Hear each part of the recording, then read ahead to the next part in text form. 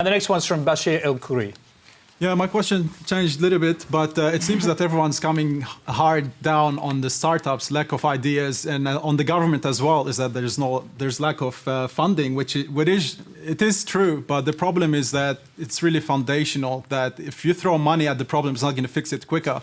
And it's one of those that we can learn maybe from Israel. And we shouldn't look at Silicon Valley because there's lots of problems there about suicide and entrepreneurs that are suffering.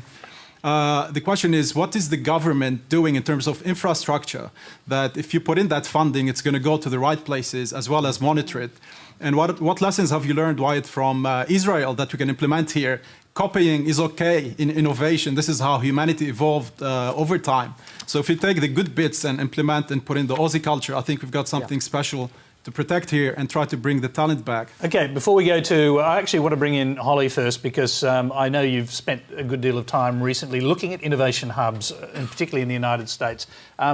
Do we do it differently here? I mean, the Israeli example is one that's been raised, but in the United States, there are innovation hubs now appearing all over the place. San Francisco was mentioned earlier. I think the thing that interested me about my time in the States particularly is, and you make the point around how do you kind of harness the uniquely Aussie part and take this best practice and apply it.